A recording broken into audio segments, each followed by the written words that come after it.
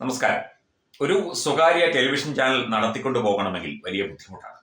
ധാരാളം പണം വേണം, പരസ്യം വേണം, അങ്ങനെ ഒരുപാട് കാര്യങ്ങളുണ്ട്. വലിയ ബിസിനസ് മാഗ്നറ്റുകളൊക്കെയാണ് ഇപ്പോഴത്തെ പല ചാനലുകളുടെയും മേധാവിമാരായിട്ടോ ചെയർമാൻമാരായിട്ടോ MD-മാരായിട്ടോ ഒക്കെ നിലകൊള്ളുന്നത്. മുട്ടിൽ മരമുറി കേസിലെ പ്രതികളായ അഗസ്റ്റിൻ സഹോദരന്മാരാണ് റിപ്പോർട്ടർ TV എന്ന ചാനലിന്റെ അധികാരികൾ. അതുപോലെ 24 ന്യൂസ് എന്ന ചാനൽ, അതിന്റെ അധികാരി ഒരു വ്യക്തിയുണ്ട്. അദ്ദേഹത്തിനെതിരെ ഒരു പരാതി വന്നിരിക്കുന്നു. ഇദ്ദേഹം ഏതാണ്ട് 2000 കോടി രൂപയിലധികം, ചില്ലറയൊന്നുമല്ല, 2000 കോടി രൂപയിലധികം പണം വെട്ടിച്ചിരിക്കുന്നു, അല്ലെങ്കിൽ അത്തരത്തിൽ ഈ സാമ്പത്തിക നഷ്ടമുണ്ടാക്കുന്ന തരത്തിൽ പെരുമാറിയിരിക്കുന്നു. അതുപോലെ തന്നെ ഇത് ചോദിച്ച ആളോട്, ഇത് ആവശ്യപ്പെട്ട അല്ലെങ്കിൽ ഇതിൽ അന്വേഷണം ആവശ്യപ്പെട്ട ആളോട്, അല്ലെങ്കിൽ പണം തരണമെന്ന് ആവശ്യപ്പെട്ട ആളെ വഴിയിൽ നിർത്തി അല്ലെങ്കിൽ വിളിച്ചു വരുത്തി ഇടികൊടുത്തു എന്നുള്ള ചില വാർത്തകളും പുറത്തു വരുന്നുണ്ട്. എന്താണ് ഇതിലെ സത്യം? ചാനൽ മുതലാളിമാരായി കഴിഞ്ഞാൽ എന്ത് തോന്നിയാസവും കാണിക്കാമെന്നാണ്, അല്ലെങ്കിൽ ഒരു ചാനൽ കയ്യിലുണ്ടെങ്കിൽ എന്തും കാണിക്കാമെന്നാണ്. 24 news channel chairman Muhammad Alunkal, ഇയാൾക്കെതിരെയാണ് ഇപ്പോൾ കേസ്. 6 പേർക്കെതിരെയാണ് നെടുമ്പാശ്ശേരി പോലീസ് കേസെടുത്തിരിക്കുന്നത്. ഇയാളുടെ പേര്, പരാതി നൽകിയ ആളുടെ പേര് നിലമ്പൂർ സ്വദേശിയാണ്. അയാളുടെ പേര് അബ്ദുൾ സലാം എന്നാണ്. മുഹമ്മദ് ആലുങ്കലാണ് പ്രധാന പ്രതി, ഒന്നാം പ്രതി ഇയാൾ തന്നെയാണ്.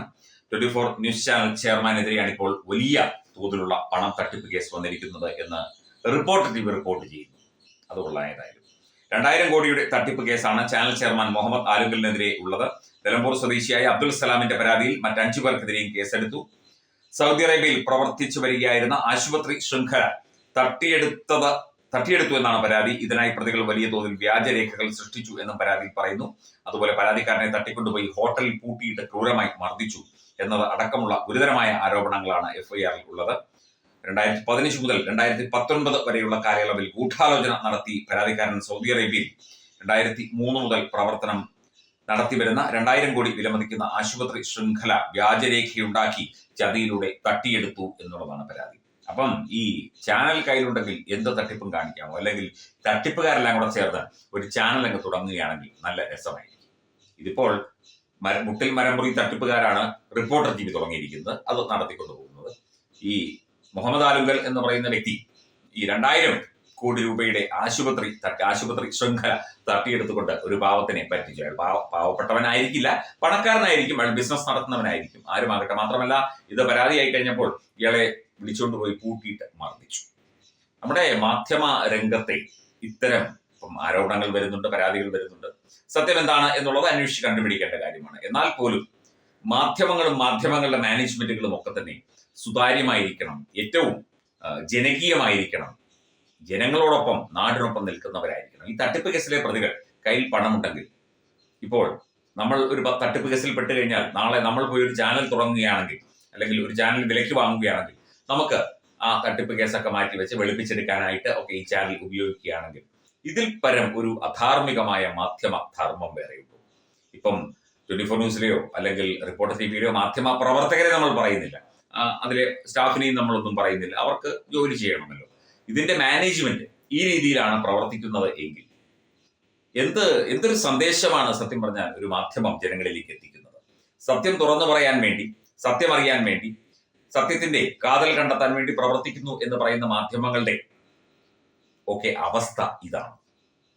ഈ രീതിയാണോ മാധ്യമങ്ങൾ പ്രവർത്തിക്കേണ്ടത്? അല്ലെങ്കിൽ മാധ്യമ പ്രവർത്തകരായ ആളുകൾ അവർ പ്രവർത്തിക്കുന്നുണ്ടെങ്കിൽ പോലും ആ മാധ്യമത്തിന്റെ പേര് ഇത്തരത്തിൽ പൊതുമധ്യത്തിലേക്ക് വലിച്ചിഴക്കപ്പെട്ടാൽ തീർച്ചയായിട്ടും ആ മാധ്യമത്തിൽ ജോലി ചെയ്യുന്നവർക്കും അതിന്റെ ബുദ്ധിമുട്ടുണ്ടാകും.